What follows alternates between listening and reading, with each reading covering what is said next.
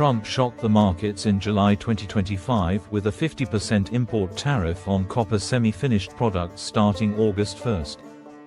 The White House called it national security, a way to bring mining and processing back to the US for EVs, power grids, and chips. On paper, that sounds strategic. In reality, it hit the market like a brick through glass.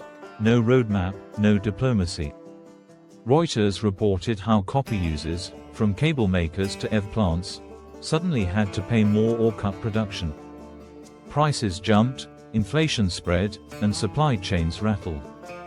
Canada, the US's biggest refined copper supplier, exports about $4 billion of it yearly. That flow just got a 50% toll slapped on it. Domestic prices surged, and traders scrambled to find loopholes, like shipping through other countries or relabeling copper as scrap. Ottawa fired back with 25% tariffs on $30 billion in US goods, ready to hit up to $155 billion if needed.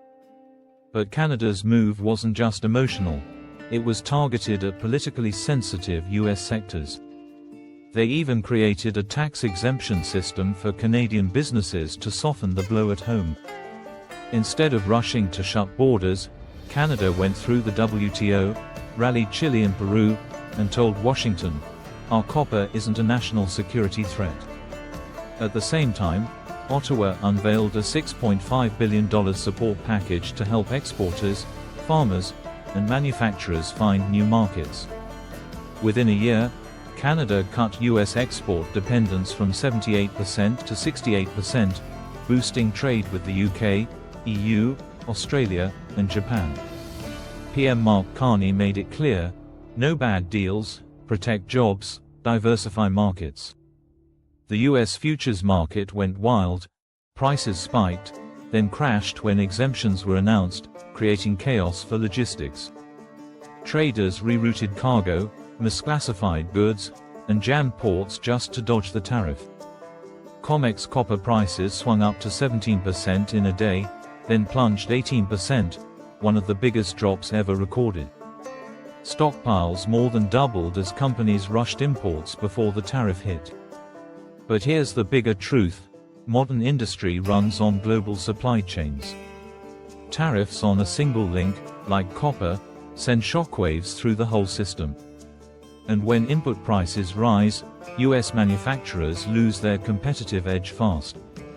That cost lands squarely on consumers, the ones buying phones, cars, and doing home repairs. Analysts warn this is classic cost-push inflation, and domestic copper capacity can't fill the gap anytime soon. The US only refines a fraction of what it uses, meaning imports are still necessary, just more expensive. Households could lose up to $3,800 a year in spending power, hitting low-income families hardest. And while Washington sells this as protecting workers, those very workers are footing the bill.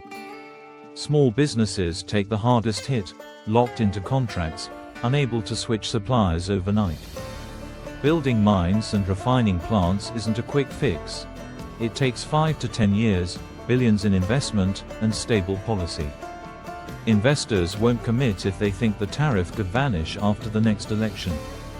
Meanwhile, Trump's negotiations are more theater than strategy, float absurd tariffs, dial them back slightly, then claim victory.